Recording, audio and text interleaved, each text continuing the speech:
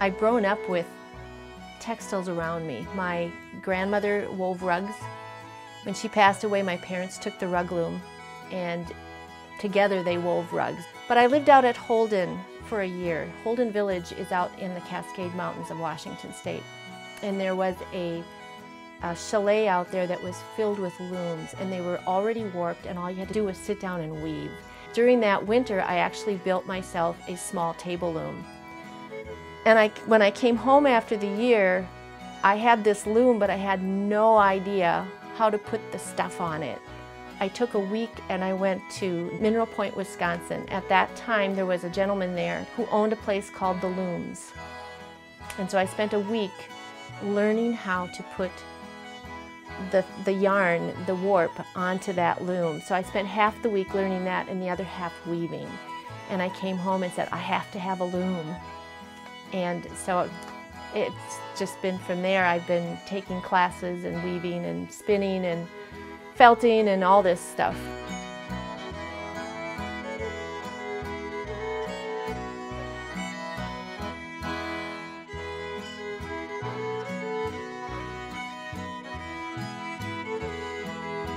I am winding a warp. So the warp is the threads that go onto the loom before you begin weaving. And you have to measure it out.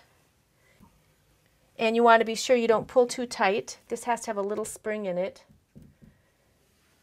So when I'm finished with all 180 ends for this warp, there is up here, the threads cross themselves every time. And so this is what we call the weaver's cross. And so when I'm done, I will tie 4 small ties around that to preserve the cross. And then I can take it off and chain it and bring it to my loom and put it on the loom.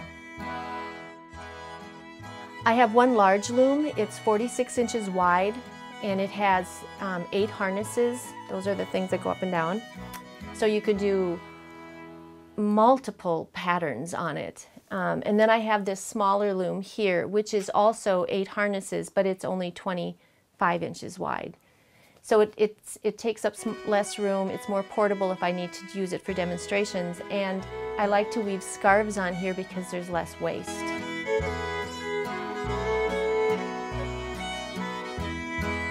Probably my favorite to work with is wool, because wool has such life to it. It has memory, so if it's stretched, it comes back to where it's supposed to be. You can also felt it, you can shrink it up. There's so much you can do with wool. You can dye it, you can spin it. The type of yarn that I use depends on the project that I'm doing. So if I'm doing paraments for a church, which is the larger portion of the weaving commissions that I do, I often use cotton and linen. And that's because of the sheen that's in it and the longevity of the fibers. I do paraments for churches. So this is a church in Alexandria. So this is their Reformation Pentecost. This is a chasuble and stole and banner that was done for a church out in California. This is an altar cloth that is down in Le Sueur, Minnesota.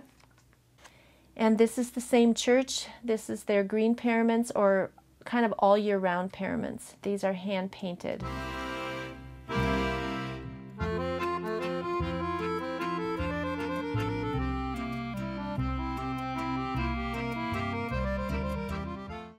This is a little wall hanging. What's fun about this is the natural fibers that are used in it. There is lavender in here. Every other shot, I would lay in a stem of lavender, and then you break the head off. The pattern itself, the blooming leaf, is an old coverlet pattern. Those patterns go back to the 1700s. A coverlet was the covering on a bed, and they were all hand woven with cottons and wools. So those patterns are preserved, and this is just a little section of a larger pattern.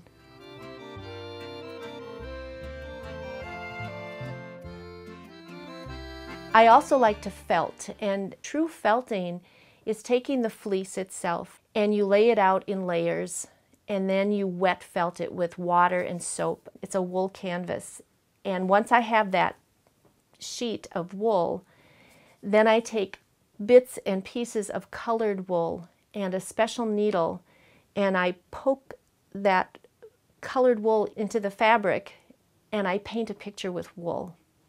And the very first one I did, I wanted to do a birch tree, and I wanted to do a lady slipper. It totally evolved into this Minnesota woods scene with several birches and little lady slippers and wildflowers and a river in the background.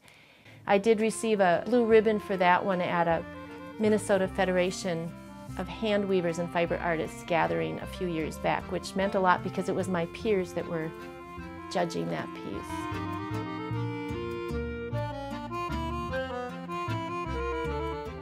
So these are a couple of my friends. These are hand-woven puppets. So I wove them on the loom. It's a technique called double weave. And so you're weaving a tube.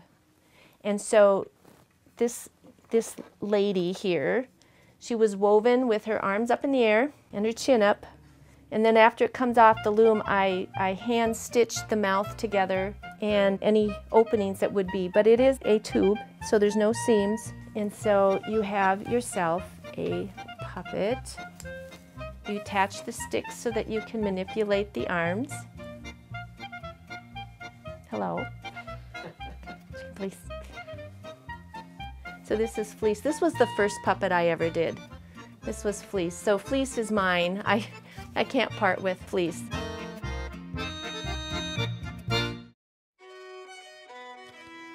Isn't it fun to watch a talented artisan at work?